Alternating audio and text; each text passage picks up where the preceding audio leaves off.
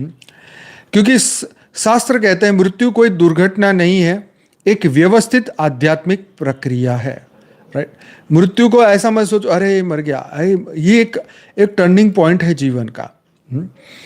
तो शास्त्रों की जो मूल व्यवस्था है, शास्त्रों में आत्मा को ले जाने के लिए 3 अवस्था बताई गई हैं। एक है यमयान, दूसरा है देवयान और तीसरा है विशेष दिव्य यान जो विष्णु, शिव और इंद्र के होते हैं। तो और यह तय कौन करता है? तो वो तय करता है आत्मा का कनेक्शन।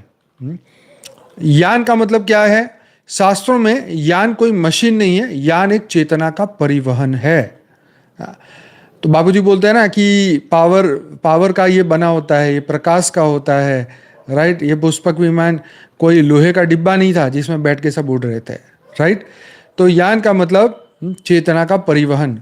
जैसे आज हम कहते हैं ट्रेन, फ्लाइट, एम्बुलेंस, वैसे ही शास्त्रों की भाषा में यान इज इक्वल टू लोक बदलने का साधन।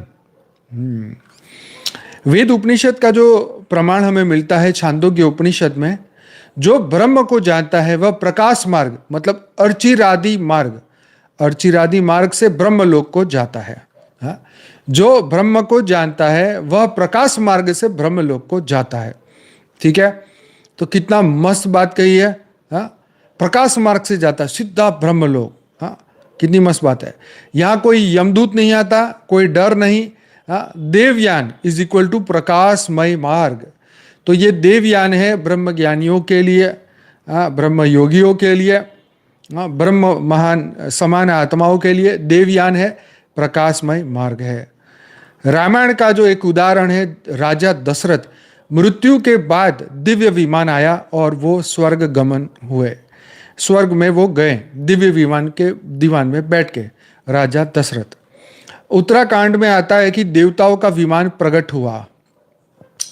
अब जो लोग मानते ही नहीं कि रामायण महाभारत झूठ है, तो उनके लिए तो ये प्रश्न ही नहीं है कि प्लेन आया या ट्रेन आया या फिर घोड़े गधे बैठ के गए। ठीक है, हो उनके लिए यही 3 ऑप्शन है धरती वाले जो मानते हैं उनके लिए ये बेस्ट ऑप्शन है। चलो आगे बढ़ते हैं। महाभारत में सबसे स्पष्ट उदाहरण आता है भीष्म पितामह, इच्छा मृत्यु का जिन्हें वरदान था। श्री कृष्ण सामने थे और देवयान से वो गए। युधिष्ठिर सशरीर स्वर्ग में गए, शरीर के साथ। दुनिया में बहुत आई थिंक मेरे ख्याल 2-3 ही उदाहरण है, 1-2 जो शरीर के साथ स्वर्ग में गए और वो 2 घड़ी के लिए वहां पर रुके और उसमें भी उन्होंने दुख भोगा। क्यों? क्योंकि तुम शरीर के साथ गए हो तो शरीर का दुख कौन भोगेगा? चाचा नहीं, तुम ही भोगोगे। ठीक है, तो शरीर के साथ अगर ऊपर गए तो फिर